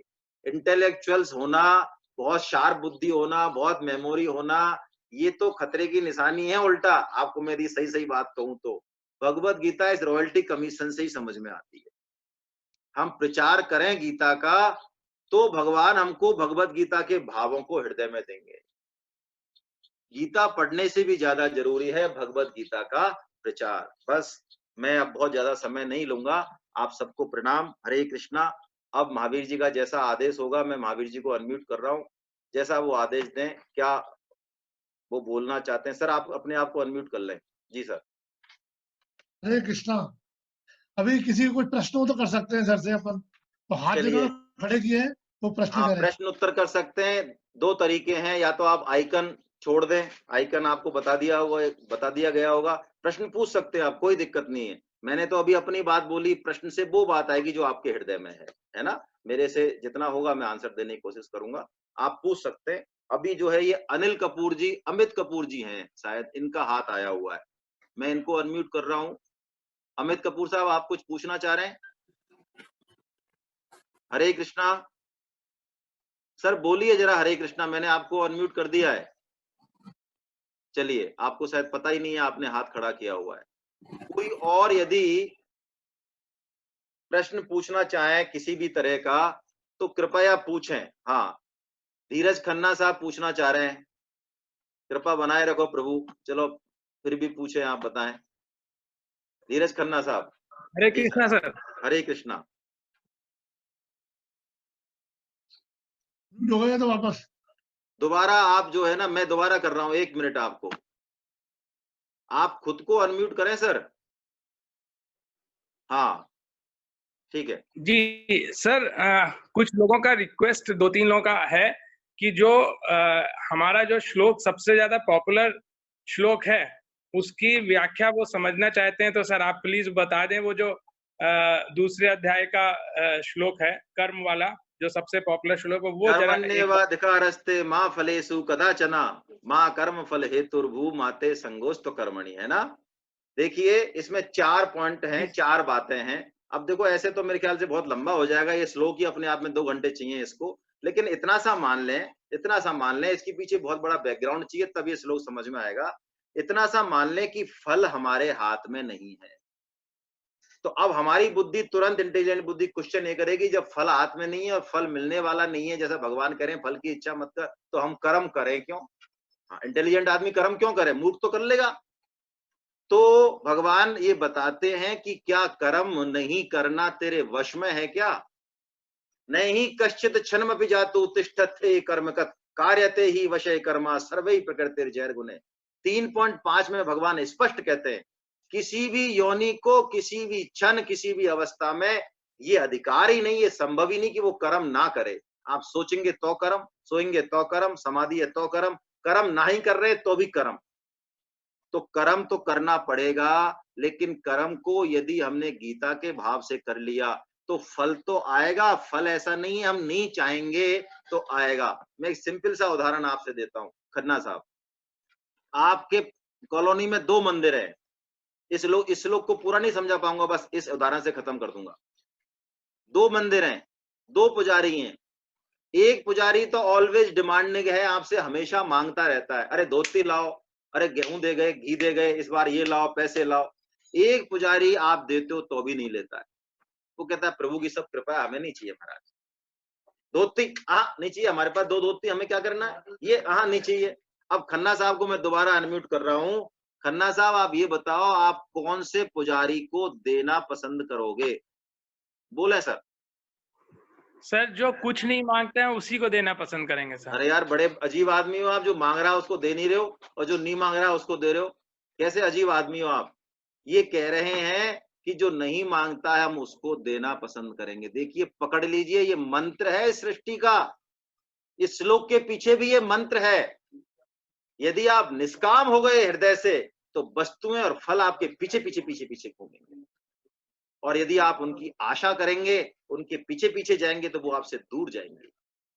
घर में भी जो व्यक्ति बहुत ज्यादा भुखमरा है, दूसरे का हिस्सा खा जाता है, उससे माता चीजें छुपा लेती है। छुपा लेती नहीं लेती है। अभी इसको पता चलेगा ये सारा खा जाएगा, दूसरों का हिस्सा भी खा जाएगा। और जो अपने हिस्से का खाता है और ज्यादा खाता ही नहीं है कहने पे भी, उसके सामने चीजें पड़ी रहती हैं। बस ऐसा ही कुछ नियम है, आप ऐसा मान लें। बाकी इस श्लोक की व्याख्या ज्यादा मैं अभी नहीं कर पाऊंगा समय की कमी के कारण, है ना। मैं बलराम जी को मैं अनम्यूट कर रहा हूँ, कृपया अपना प्रश्न पूछें। अपने आप को अनम्यूट करें सर, मैंने तो कर दिया है आपको। हाँ पूछे सर सर। नमस्कार, हरे कृष्णा सर। हरे कृष्णा। सर 2000 बार गीता पढ़ना तो पढ़ा, लेकिन कुछ समझ में नहीं आया। और अंतिम में जाके भगवान कृष्ण श्री कृष्ण अर्जुन को बोलते हैं सर्व धर्म परित्याजे ममाके शरणम ब्रज। तो सर क्या मैं सब कुछ त्याग सकता हूँ और कृष्ण को समर्पित हो सकता हूँ? थोड़ा सा कंफ्यूजन सर, कृपा कीजिएगा। आप तो भाई देखो बहुत भारी भरकम श्लोक पूछ रहे हो, ये श्लोकों के लिए बहुत समय चाहिए महाराज। भगवान ये कह रहे हैं सर्व धर्मान, हम धर्म और अधर्म का निर्णय खुद नहीं कर पाते कई बार। मैं आपसे पूछ रहा हूं, अभी हमारी सामान्य बुद्धि तो यही कहेगी कि जब कर्ण अपने रथ का पहिया निकाल रहा था तो उसको अर्जुन को शस्त्र चलाना चाहिए था कि नहीं? हम कहेंगे नहीं, ये तो बहुत गलत है। और भगवान श्री कृष्ण क्या कह रहे हैं? तो धर्म है क्या?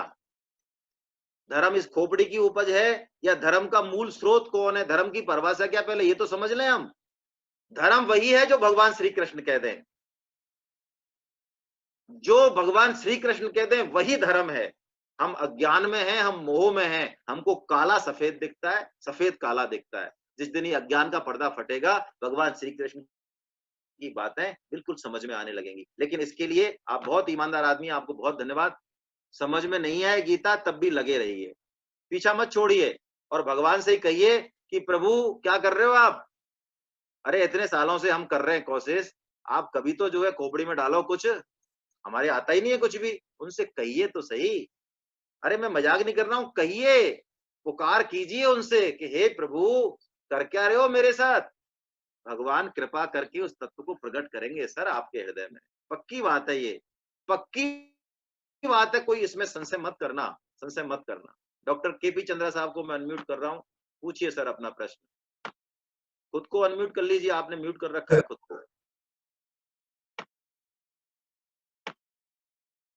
सर खुद को अनम्यूट कीजिए, मैंने आपको अनम्यूट कर दिया है। आपको अनम्यूट करना शायद आता नहीं है। हाँ पूछिए सर। हरे कृष्णा। सर मुझे ये पूछना था कि आपने बताया कि necessity is cause of invention, लेकिन मैंने अपनी हिस्ट्री बुक में ये भी पढ़ा था कि एक बुद्धा का चैप्टर था कि necessity is the cause of pain also. मैं उनका बेटा बोल रहा हूँ। कॉज, कॉज कह दें कुछ भी है। Necessity is cause of invention. Sir अपना प्रश्न जरा रिपीट कर दें, मुझे समझ नहीं आया, मेरा बेटा कुछ और कह रहा है। Necessity is the cause of pen.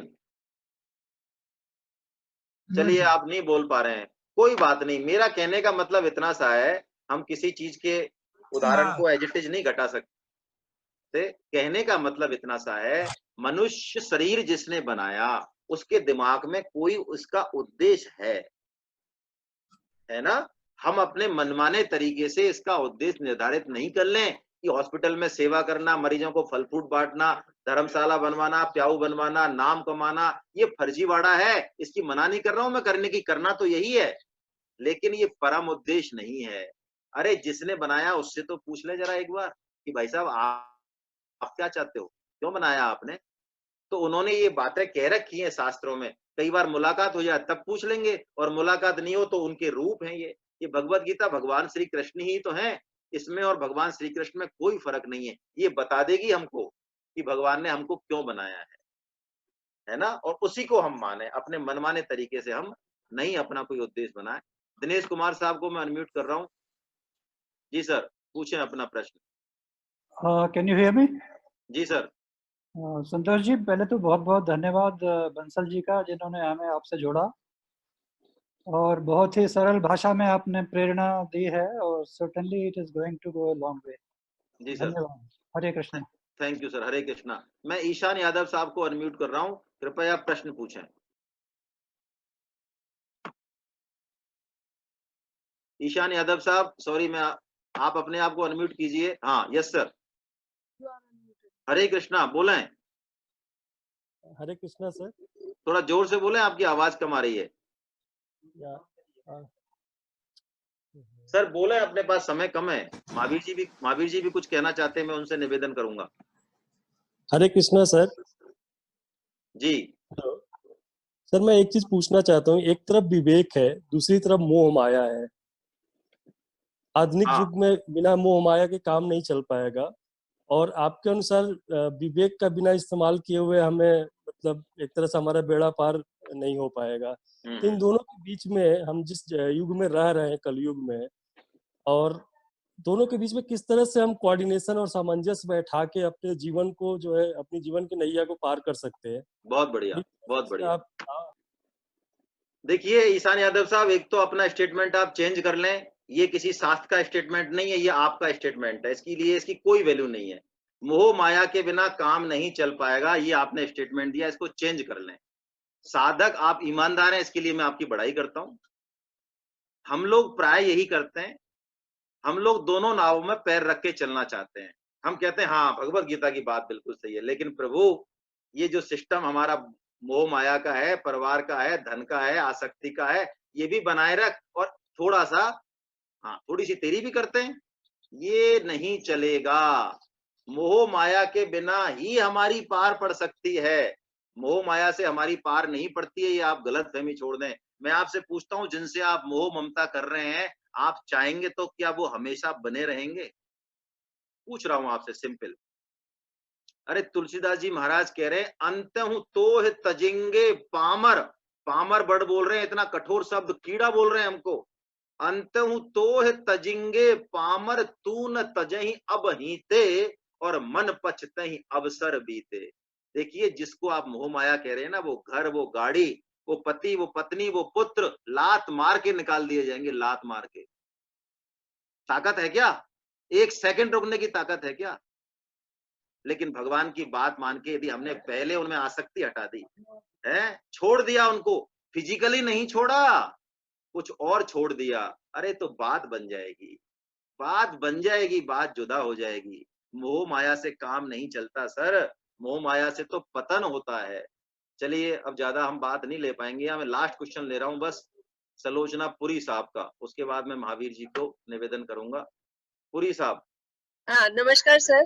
Hare Krishna ji. Hare Krishna. But मैंने तो सत्संग वगैरह में सुना है कि मोह माया करो लेकिन मर्यादा में रहकर। अगर एक चिड़िया मोह माया नहीं करेगी तो पहले दिन से ही वो अपने बच्चों को तो त्याग देगी सर, ऐसा है क्या? चलिए देखिए, मर्यादा कुछ नहीं है। मोह माया यदि करनी है ना, एक तो आप देखिए दुनिया की चिंता मत कीजिए। गीता ये कहती है इस संसार को मैंने और आपने बनाया क्या? हम लोग क्या करते, अच्छा मोह माया हटानी है, संसार कैसे चलेगा प्रभु? तो संसार आपने बनाया, तो बेचारा जिसने बनाया वो भी तो कुछ चिंता उसको भी तो करने दो, कैसे चलेगा? हम और आप बीच में ठेकेदार क्यों बन रहे हैं, मेरी समझ नहीं आ रहा है। अरे जिसने बनाया वो थोड़ी बहुत चिंता वो भी कर लेगा बेचारा, कुछ तो जानता होगा, वो चला लेगा इसको। नहीं, मोह माया हट गई तो संसार नहीं चलेगा, अरे चल जाएगा। अब मैं आपसे कहता हूं मोह माया नहीं छोड़नी है, मान लो आपको लग रहा है कैसे छोड़ दें पुत्रों में मोह माया है, तो अरे वो पुत्र भगवान का है और वो भगवान श्री कृष्ण का ही रूप है, ये तो मान लो। ऐसा मान के चलिए, मोह माया कीजिए तो भी पार पड़ जाएगी, है ना? तो भी पार पड़ जाएगी। आप भी भगवान के हैं और आपका पुत्र भी भगवान का है, इसलिए एक विशेष हमारे बीच में संबंध है। जिस दिन इस भाव से भी मोह माया कर लेंगे तो भी पार पड़ जाएगी। लेकिन इंडिपेंडेंट भगवान श्री कृष्ण को केंद्र में रखे बिना, उस जड़ को पकड़े बिना यदि आप किसी से भी ममता आसक्ति करेंगे, पतन होगा होगा होगा। चाहे समझ के मान लें, नहीं तो वक्त तो समझाएगा महाराज हैं। जो शास्त्रों की नहीं मानते हैं, साधु संतों की नहीं मानते हैं, तो उनको कौन समझाता है फिर? हाँ, उनको वक्त समझाता है साहब, क्या करें, है ना? हरे कृष्णा। बहुत अच्छे प्रश्न आपने पूछे, आप सबका जो है पुनः पुनः वंदन, पुनः पुनः नमन। आप जो है, हम लोग भगवत गीता के ऊपर डेली क्लास लेते ही हैं, लेकिन आप अब महावीर बंसल साहब से शुरू से जुड़े, भगवत गीता को शुरू से पढ़ना बहुत जरूरी है ना? और आप यदि इस तरह की चीजें और सुनना चाहें तो आपको लिंक दिया गया यूट्यूब चैनल का, आप उसमें वीडियो देख सकते हैं, अच्छी चीजें उसमें से सुन सकते हैं। मैं महावीर बंसल साहब से निवेदन करूंगा, अब वो हमारा मार्गदर्शन करें। Yes sir. Hare Krishna sir, बस थोड़ी चर्चा पर इस पे करते हैं कि हमारे पास गीता पढ़ने के क्या क्या साधन उपलब्ध है। जी सर। तो वर्तमान में जो है हम एक तो रेगुलर क्लास लेते हैं, वीकली क्लास 2 घंटे की, संडे को या सैटरडे को। तो वो तो फिजिकल क्लास होती है, जैसे लखनऊ में चल रही है 2 क्लास। लखनऊ में और भी क्लास इस बार डेवलप होंगी, कई सारे आचार्य पढ़ाने के लिए तैयार हो गए हैं, तो कोई समस्या नहीं है। तो लखनऊ के जितने भी साधक यहाँ हैं ग्रुप में, वो तो क्लास ज्वाइन कर सकते हैं फिजिकली, वीकली क्लास। और साल में 40 क्लासें होती है, इसमें एग्जाम भी लेते हैं हम, जिससे कि हमें अपना अपना खुद का पता लगे, असेसमेंट कि हमें गीता कितनी समझ में आ रही है। 4 बार एग्जाम होता है, उसका रिजल्ट भी देते हैं, बाद में सर्टिफिकेट भी देते हैं। और इसके अलावा जो है, अभी जैसे कोरोना का चल रहा है, तो हमारी 1 महीने से क्लासेस चल रही है ऑनलाइन। तो अभी ये हमने पहला इंट्रोडक्टरी सेशन रखा है आज। तो आप सब लोगों का अगर मानस बनेगा, सहयोग मिलेगा, तो अपन ये क्लास जो है शनिवार रविवार करके, कोई डेली तो ऑफिस भी लगता है, तो इसलिए शनिवार रविवार करके अपनी क्लास को, जून की क्लास को इस तरह से कर सकते हैं अपन। लेकिन उसके लिए फिर बुक चाहिए ही आपको, क्योंकि हम पढ़ाते हो तो बुक अगर सामने हो तो अच्छा समझ में आता है। तो अपन व्यवस्था करते हैं कुछ, आप लोग अपना पहले मन बनाएं कि हमें क्लास किस तरह से करनी है। तो जो लोग लखनऊ से बाहर के हैं, यदि वो जयपुर के हैं, तो जयपुर में तो क्लास हमारी काफी सारी चलती है। ऑनलाइन क्लास का अपन एक व्यवस्था कर सकते हैं, जिसमें कि अगर साधक तैयार हो जाएंगे 40-50 आसपास, तो हम लोग ऑनलाइन क्लास एक शुरू कर देंगे। तो इसमें करीब 40 क्लास में हमारा कोर्स पूरा हो जाता है, पूरा 18 अध्याय, बीच में एग्जाम भी होता है। तो इस तरह सब लोग भाव बनाएं। लेकिन ये आज हम जरूर प्रतिज्ञा करें कि हम लोग गीता को किसी न किसी तरह से भाव रूप से समझेंगे। गीता को हम पढ़ भी सकते हैं, जैसे कि लोग पढ़ते हैं, पढ़ने से जैसे सर ने बताया कि समझ में नहीं आता है, तो वो स्थिति मेरी भी थी। मैंने भी 90 में गीता पढ़ी थी पहली बार, और 90 में गीता पढ़ी और काफी उसका विवेचन भी पढ़ा था, लेकिन कोई खास अपने लिए उपयोग में नहीं आई। लेकिन 2014 में जब मैं पहली बार जुड़ा और हमने जब गीता पूरी साल भर का कोर्स तरह किया, तो गीता अपने जीवन में भी आती है, अपने भावों में भी आती है, और गीता की बातें आचरण में भी आती है। तो वास्तव में गीता का लाभ तभी है जब हम गीता की बातों को भाव रूप से समझें। और समझ के लिए बहुत ज्ञान की आवश्यकता नहीं है। समझने के लिए जो स्वामी जी ने समझा दिया हमें, उतना हमारे जीवन के लिए, जीवन सुधार के लिए, कल्याण के लिए पर्याप्त है। तो उसको उस रूप में हम समझ लें। उसमें जो थ्योरीज दिए भगवान ने, उन थ्योरीज को हमारे लिए कैसे एप्लीकेबल है, हमारे बिजनेस में, हमारी नौकरी में हमें कैसे अधिक से अधिक भौतिक सफलता भी चाहिए हमें, और हम अपना माइंड डाइवर्ट करके उसमें ज्यादा सफल हो सकते हैं, वो भी सब गीता के भावों से चलने से हमें प्राप्त होता है। तो गीता को हम पढ़ेंगे तो हमारे जीवन में अल्टीमेट खुशबू, सर ने बताया, परिवार में, अपने कार्य क्षेत्र में, अपने पर्सनल जीवन में, आध्यात्मिक जीवन में, चौमुखी विकास के लिए गीता बहुत उपयोगी है। एक बार हम जरूर साल भर का एक इस तरह का कोर्स कर लें अपन। तो आप सब लोग जो चाहते हैं, आज ही मेरे को मैसेज भेजें। मैंने सर आपका नंबर इनको मैसेज कर दिया, आप बोल के बता दें चाहे। हाँ, 77-268-51-990। आज मेरे को जरूर मैसेज करें कि आप इंटरेस्ट रखते हैं गीता पढ़ने में, तो फिर मैं आपको आगे का रास्ता बता दूंगा कि आप ऑनलाइन क्लास में आए या आप जैसे भी व्यवस्था होगी हम कर लेंगे। एक क्लास हम जरूर शुरू करना चाह रहे हैं, चाहे कितने भी लोग हो, वीकली क्लास। अभी कोरोना चल रहा है तो सैटरडे संडे कर सकते हैं अपन एक क्लास 1.5 घंटे की, है ना। तो उसमें अपनी 40 क्लास में कुछ क्लास हो जाएंगी, फिर बाद में अपन वीक में एक बार कर सकते हैं। लेकिन आप भाव जरूर बनाएं, गीता पढ़ना अति अति अति आवश्यक है जीवन में। एक तरीका और है, हमारी कुछ सेमिनार भी होती है, 3 दिन की सेमिनार, जैसे सबने बताया। वो सेमिनार भी जब भी होगी तो आपको सूचना मिलेगी, और आप चाहें तो वो भी ज्वाइन कर सकते हैं। हम ये सब काम निःशुल्क करते हैं, कोई शुल्क लेते नहीं है। जो खर्चा होता है एक्चुअल एक्सपेंडिचर होता है, सब लोग मिलकर डिस्ट्रीब्यूट कर लेते हैं, वो खर्चा जो भी आता है। बाकी हमारा ऐसा कोई भाव नहीं है। एक ट्रस्ट बनी हुई है, तो ट्रस्ट का खर्चा भी निकल जाता है। तो ट्रस्ट का काम कोई ऐसा नहीं है, कोई धन इकट्ठा करना, ऐसे काम नहीं ट्रस्ट का। केवल गीता प्रचार करने के उद्देश्य ही ट्रस्ट चलता है, जगन्नाथ चैरिटेबल ट्रस्ट। और उसके अम्ब्रेला के अंतर्गत ये सब प्रचार करते हैं। और मूल उद्देश्य है कि हमारे भावों में गीता को सुनने से लाभ हो, बस यही उद्देश्य है। अब सर अगर कोई आप में से बोलना चाहे, कमेंट करना चाहे तो अपन ओपन कर सकते हैं। बस मेरे ख्याल से समय भी हो गया, हम लोग कीर्तन करते हैं और ठीक है। कीर्तन के बाद फिनिश करते हैं, है ना। हरे कृष्ण। गोविंद जय जय गोपाल जय जय गोविंद जय जय गोपाल जय जय राधा रमन हरि गोविंद जय जय राधा रमन हरि गोविंद जय जय गोविंद जय जय गोपाल जय जय गोविंद जय जय गोपाल जय जय राधा रमन हरि गोविंद जय जय राधा रमन हरि गोविंद जय जय हरे कृष्णा। हरे कृष्ण। नाम संकीर्तनम यस्य नाम संकीर्तनम यस्य सर्व पाप प्रणाशनम सर्व पाप प्रणाशनम प्रणामो दुःख समनस्तम नमामि हरिं परम। प्रणामो दुःख समनस्तम नमामि हरिं परम। बोलो वृंदावन बिहारी लाल की जय। बोलो बांके बिहारी लाल की जय। बोलो राधा गोविंद देव सरकार की जय। आप सभी के चरणों में बंधन। हरे कृष्णा।